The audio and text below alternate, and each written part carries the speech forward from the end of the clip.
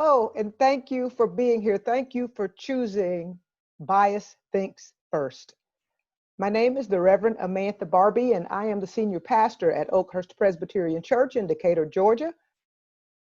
I am delighted to be with you today and to go into these discussions about bias and how we can grow with, learn from, and go deeper into these things that drive our thought process. Very soon I'll be joined by Charlie Kopp, who works with social justice at Oakhurst. He does a phenomenal job, and you will hear two different realities, as you will notice that Charlie and I are very different people. But we love the Lord. We are fighters of justice, fighters for peace, and we know it starts right up here. So we hope that you will gain great insight today and take some tools with you to take back to your own congregations. And we are available to you. Again, thank you for joining us today. We're called to be. So, Charlie, how long have you been at Oakhurst? I've been at Oakhurst, let's see, I came in February of 2006 to a dinner on a Wednesday night. Okay. And then have stayed since. So what is that? 14 going on 15 years. Charlie is a husband and a father, 2 boys that are just amazing.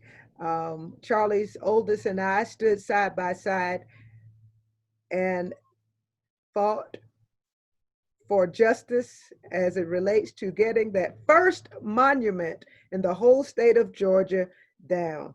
That was a powerful day. And one of the things we try to do is lead by example.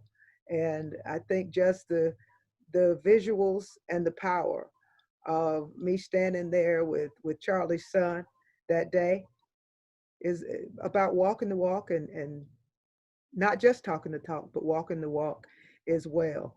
So Charlie, tell me about your work at Oakhurst and the committee through which you do your work at Oakhurst.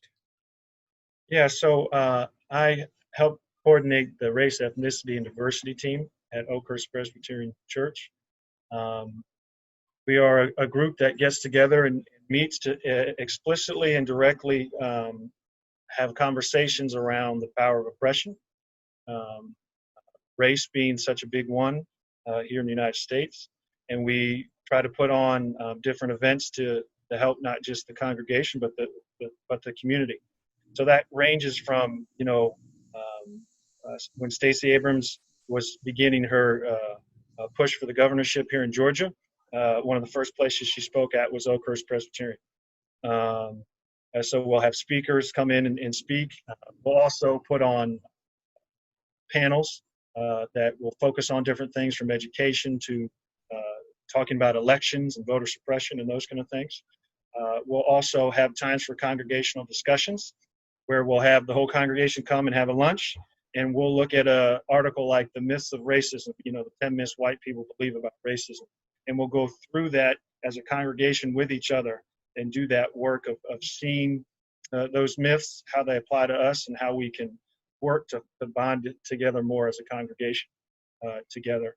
And then we'll also get into different trainings like bias training we did for Lent, a 21-day challenge to overcome bias. And so we had a kind of a journal that we went through and videos we watched. We did that during the week, and then we met on that to talk about those things as a group and continue to explicitly address all of those forms of oppression. And then also connect as much as we can with the community. So we're talking about the Confederate Monument, so working with the local NAACP to put our church behind them as well, and call for that Confederate Monument to come down, and in other areas. So working in affordable housing in the city of Decatur, making sure that our church, Oakhurst, has a statement and a voice at these meetings to put affordable housing policies in place in the city. So just in all of these different areas, the Red Team tried to support that idea of the true beloved community. So it's exciting to be doing this work, this important work, and it's mandatory work, I think. It really is mandatory work. So as we go through what we must do today, we're going to take a look at how our cultural bias, if gone unchecked, can be a major roadblock to racial, political, gender, and cultural healing. We're going to examine our biases that cross racial, socio-economic, educational, and gender lines. And we'll discover opportunities to see how our own biases impact our thinking, our actions, and our responses. At the end of the workshop, we'll have some valuable tools for you. These tools are things that we've used at Oakhurst, talking about the Racial Equity 21-Day Challenge, but then also our myths session that we went through. We'll be able to share that with you so you can walk away with tools that can help you in your congregation. And so this will allow us to see hearts first before our preconceived and often judgmental biases. You'll be able to use this guide to structure a program that works in your context. So we're excited for you to be here with us today.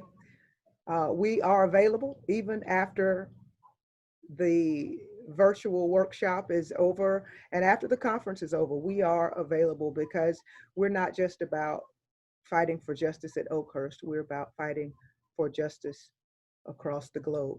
So thank you for being with us today. We appreciate it. So it's the example of, if I'm not wearing this and you and I walk in the room, both of us have on a t-shirt. Yep. Who's the pastor? That's right. Charlie.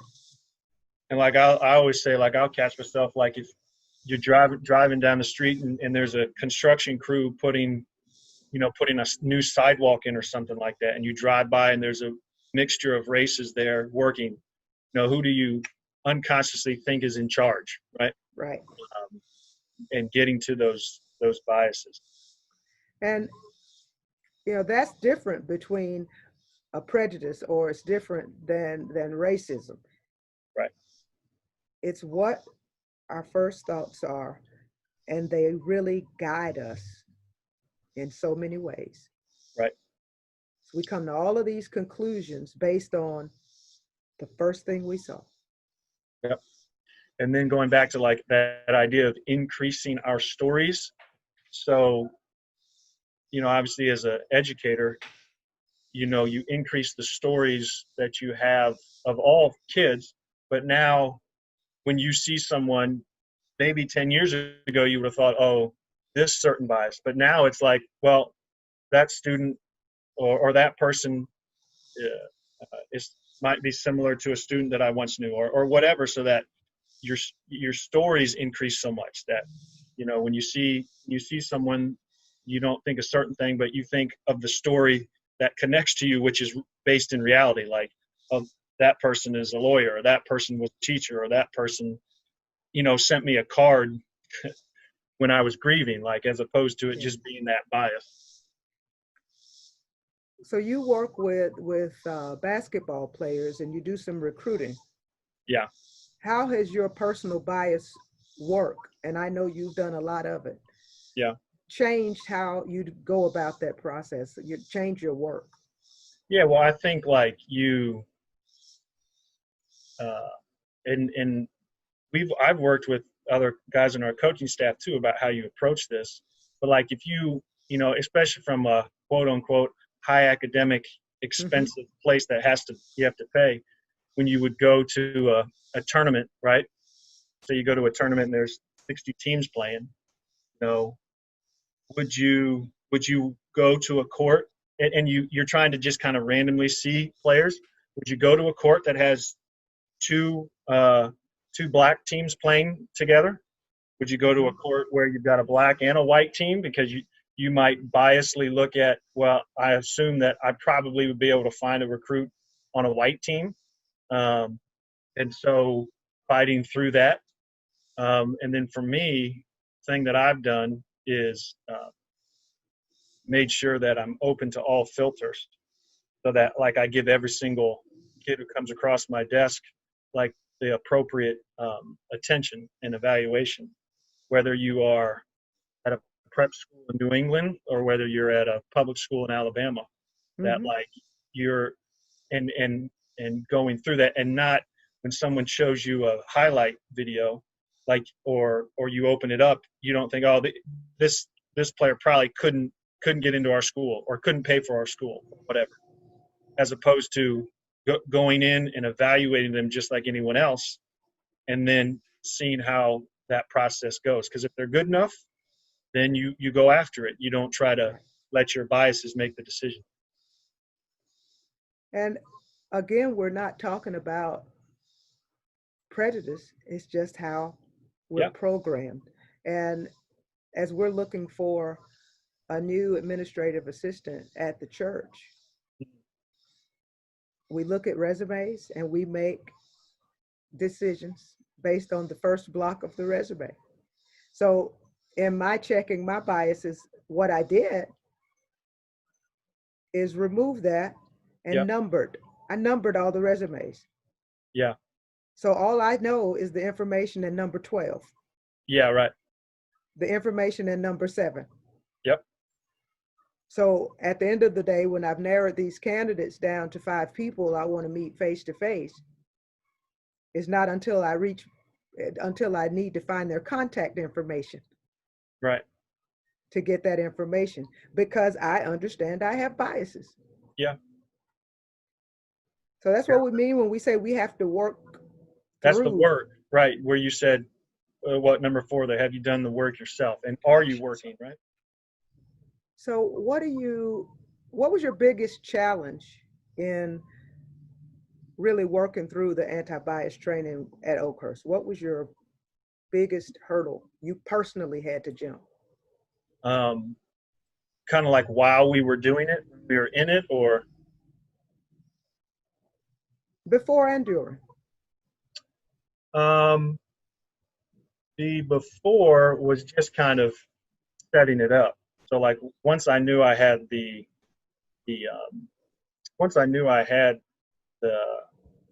21 days, now it was a matter of like putting in the effort of like setting it up so it could be accessible to folks.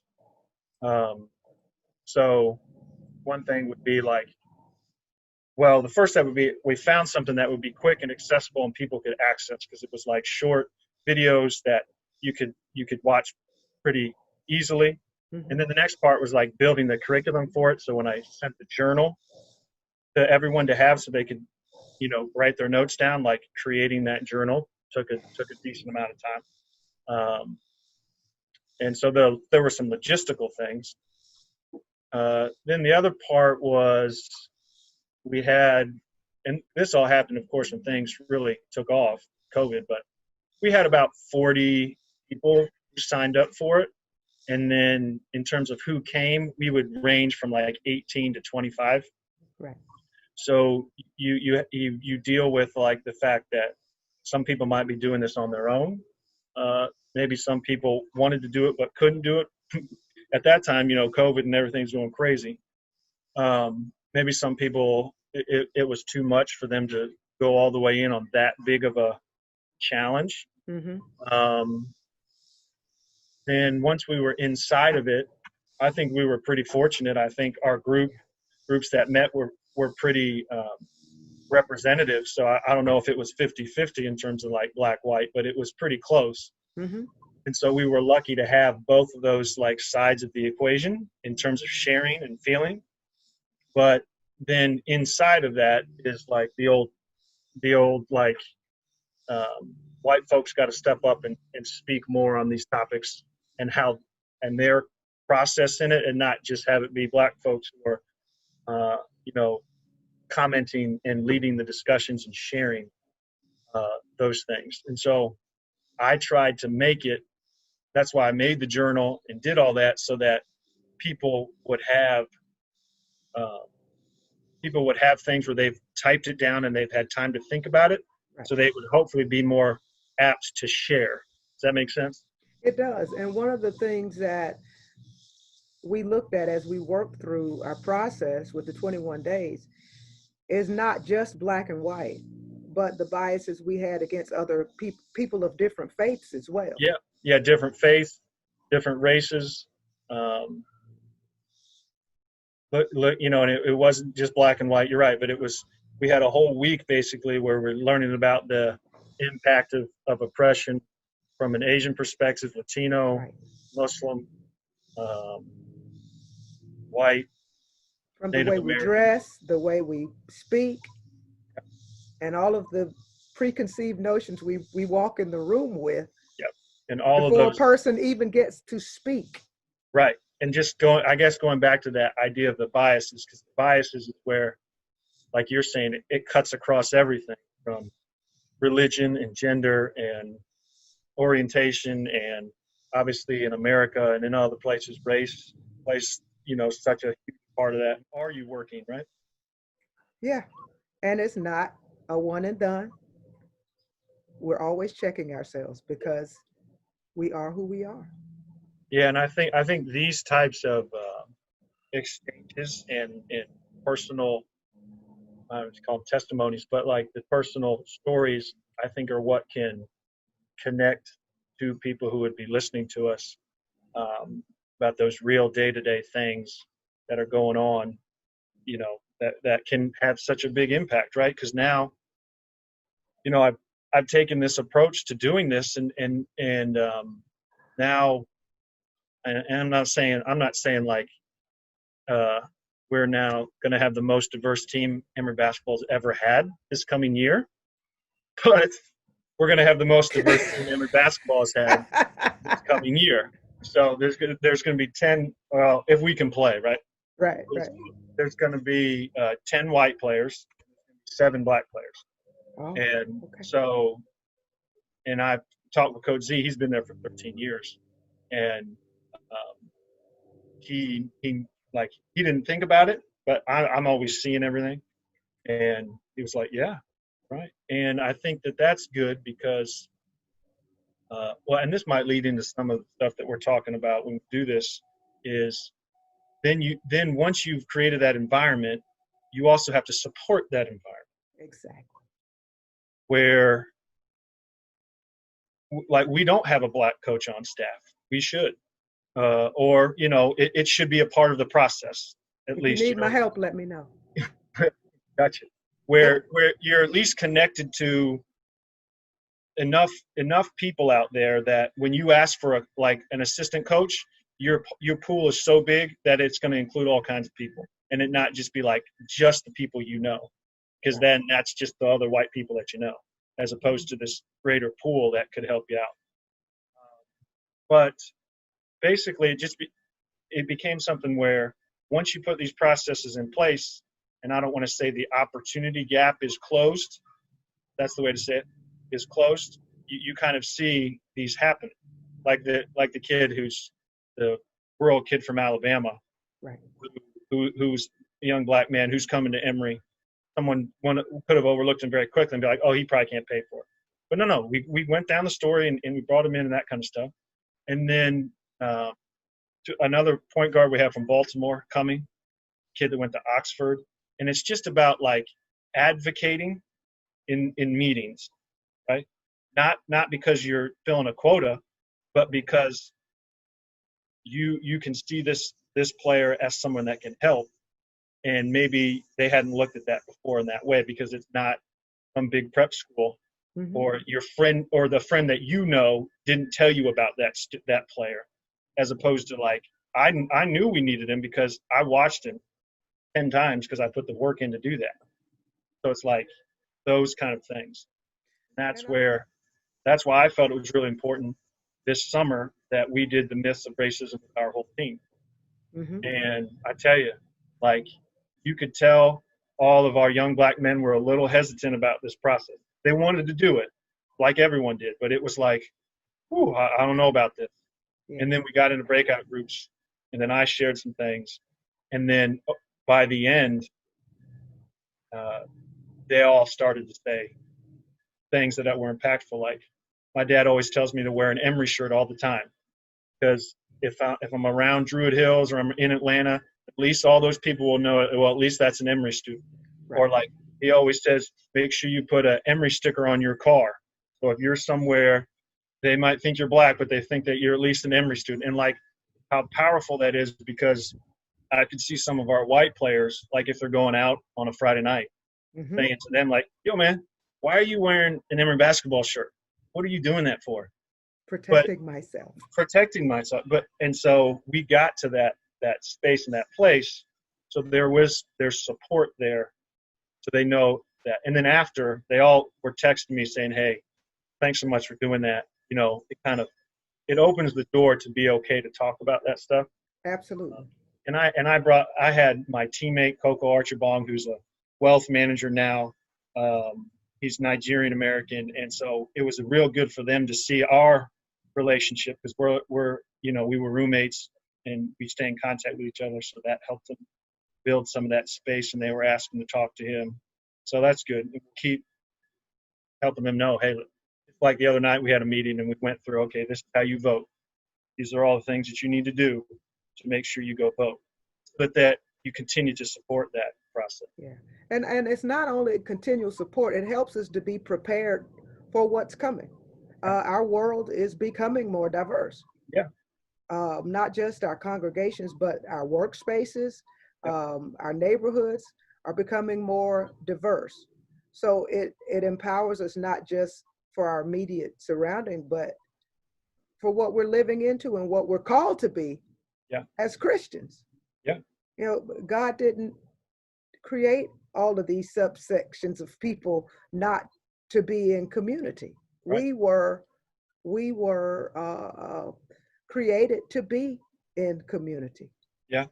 So I think it's important as we do this work, if you're looking for employers, if you're looking for a new pastor, if you're looking for a new associate pastor or youth director, be mindful of the biases you're walking in the room with, and do your homework before you enter into that space, so that those biases and those realities are not covering the decisions you make. Right.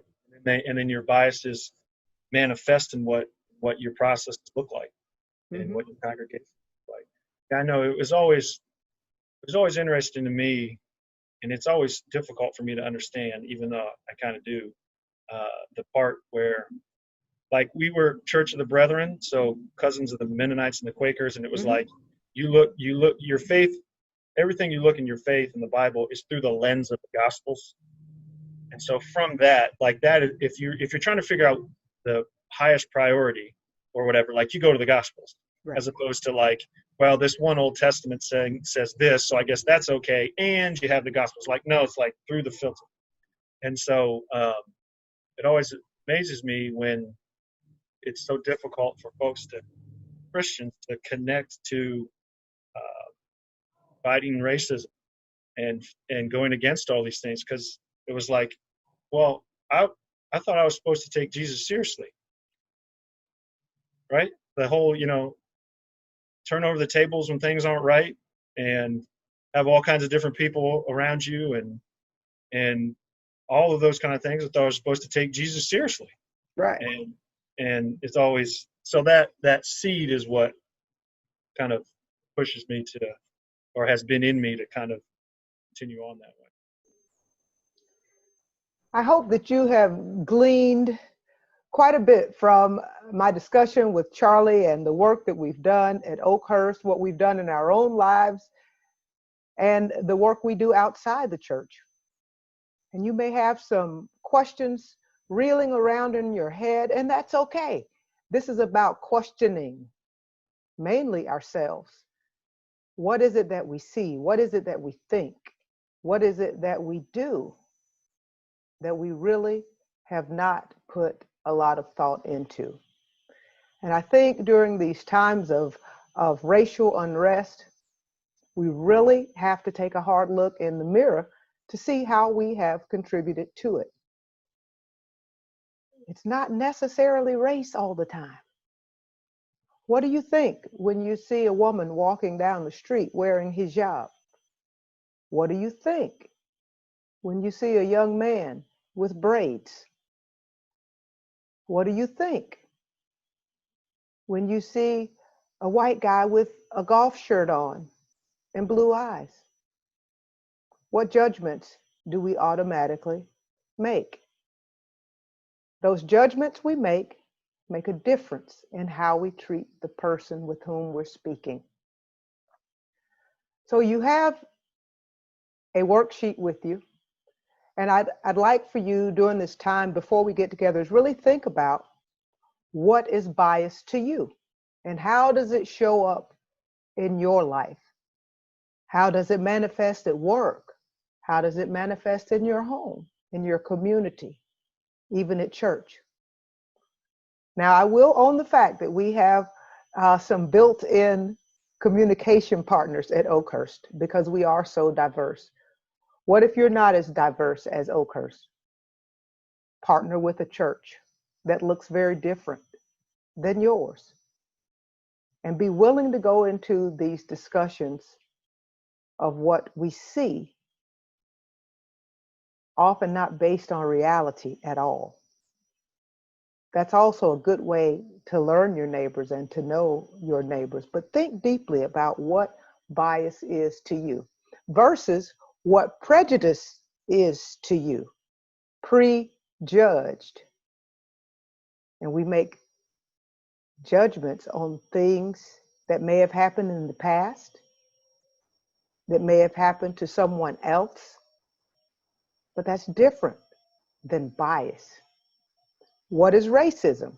We're asking these questions because we want you to understand that they are not the same thing. Bias is not the same thing as prejudice.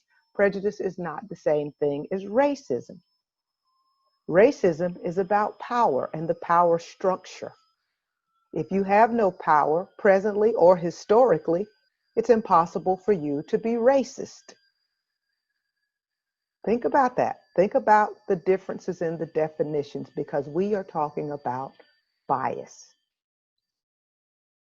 What is systemic oppression? Think about the systems that are in place.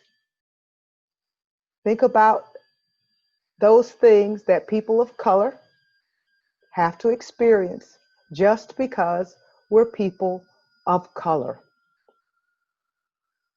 This is one we often laugh about, but I just want you to start thinking like this. Flesh tone Band-Aids. Whose flesh? Flesh tone hosiery. Whose flesh? Think about it. Systems. Systems designed for those in power. So really make a difference in your mind and in your heart and in your conversations with your conversation partners for this workshop. The difference between bias, prejudice, racism, supremacy, and systemic oppression. Now, they may intertwine. One has to do with the other. But until we face our biases and face those things that we come into the room with before people even open their mouths, how does that make us prejudiced? How does that feed into racism? And how does it support supremacy? And if we wind it back and we deal with those biases and how we think about our siblings, will it help us to start dismantling these systems of oppression? We contend that it will. You look at people differently. We are not who we think we are. We're all children of God. So how fair is it, or how Christian is it, for us to come with our biases? What do people think about you, do you think, before you even open your mouth? It works both ways. So we must deal with our biases. So take some time and think about that and discuss that with your groups, and we'll discuss it together as well.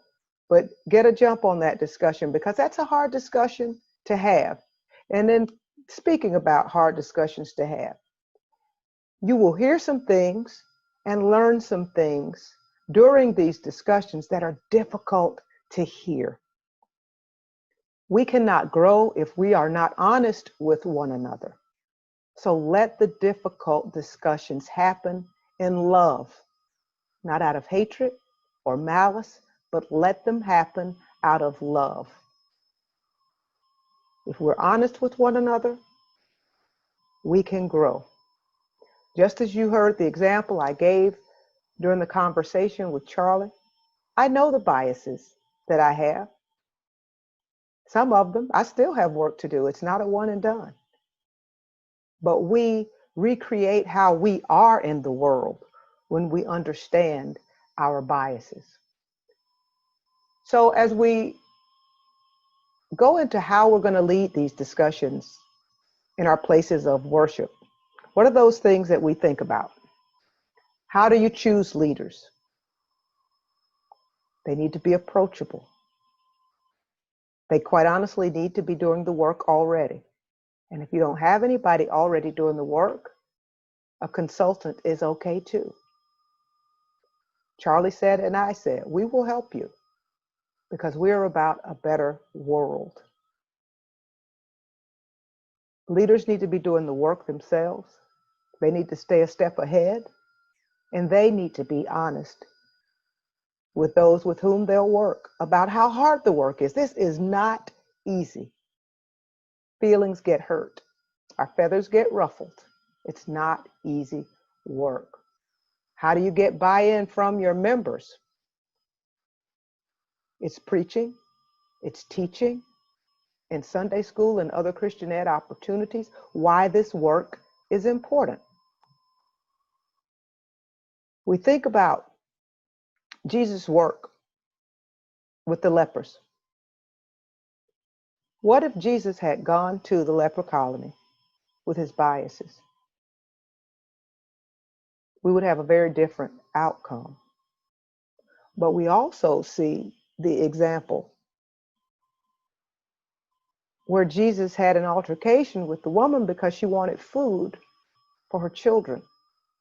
And she said, even the dogs get crumbs from the table.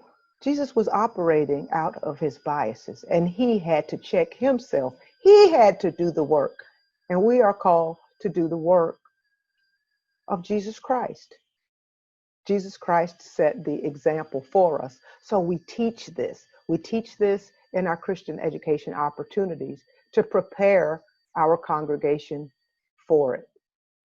If you are a pastor and you are uncomfortable preaching these types of texts, call pastors who are not uncomfortable preaching these types of texts. One thing COVID has taught us is how to be in several pulpits at one time. Use that tool that you have. And sometimes difficult news is more easily heard and digested if it's coming from a third party. So don't be afraid to reach out for help. You don't have to do this by yourself. What are the outcomes that you're expecting? If you're expecting your entire congregation to be flipped in a 6-week period and not be biased or prejudiced or supremacist anymore, those are not realistic goals. What are your goals for this work? Do you want to increase conversation? Do you want to grow in faith by learning one another? Have detailed goals, measurable goals, so that you'll see if your work is in vain or not. We'd like to see a change. What type of discussions happened after we go through this program? What new ideas came up for fighting for justice for the oppressed? What outreach opportunities came up because now we're willing to work with the Muslim community or the Jewish community or the Hindu community because we have checked ourselves and now able to reach out into the community in a way in which God would be pleased. What are your goals? Every congregation doesn't have to have the same goals, but listen to your congregation. Learn from your congregation. Learn with your congregation. and see what your next steps will be. This is the key. And Charlie and I talked about it. Have you done the work yourself? A teacher cannot teach what a teacher does not know. Have you checked your own biases? No excuses. You can't say, oh, I'm not prejudiced. That's not what we're dealing with. Have you checked your own biases? When you see a person dressed a certain way, what do you think? What do you conclude? When you hear a voice on the phone, what do you think? What do you conclude? I will give a prime example. I was at Chautauqua Institute in New York. It's a fabulous place of learning. And I was speaking with a fellow Presbyterian, a white male. He was around 70 years old. And he asked me why I was there. I wonder how many other people he asked why they were there. I was there because I was a member of the new clergy program, hand selected by the president of Union Presbyterian Seminary. And I told him that I was a Presbyterian pastor, and he started listing schools that he thought that I had graduated from. I listened and I smiled. And I told him, no, I'm a graduate of Union Presbyterian in Richmond. He went, oh, I didn't know. I'm sorry. I didn't know. I'm sorry. Biased. He biased me and put me in a box. This is why we must check our biases, because we say some very hurtful, painful, and let's call it for what it is, ignorant things, and we can do better. This work is so important, so important. So do the work yourself. If you are going to lead a group of people into this work, it's just mandatory. It's mandatory to do that. So one thing I would ask is, as you work through this and as we have our later conversation, and we'll discuss this as a group, as how you think this process, even the one that Charlie and I talked about, how you think it will help your congregation. That also goes right along with your goals. We are called to be the people of God, to be stronger together. How is this work going to help us to do that? And how do you see the process helping you? We're only as strong as our weakest link. So if we do the work and become good, strong, anti-bias leaders, will not only affect our congregation, will affect our presbyteries, our communities, our neighborhoods, our states, and our country. And we must do that work. So when we get together, we will walk through our 21-day challenge more in detail, so you can see how this process unfolded. Now, as we said, this is not the only way. This is the way we chose to do it. This is an example, but we will tell you why we chose the process that we did, and we'll talk about more details of the process. But we would like for you to do the work that we've talked about above before we jump into that, because we want you to take away how you can do this work at your place, in your home, in your church homes, in your community. Thank you for being with us today. We're looking forward to seeing you in September. Stay safe, keep your face covered, keep your hands clean, and stay at least 6 feet away. Thanks so much. We'll see you soon.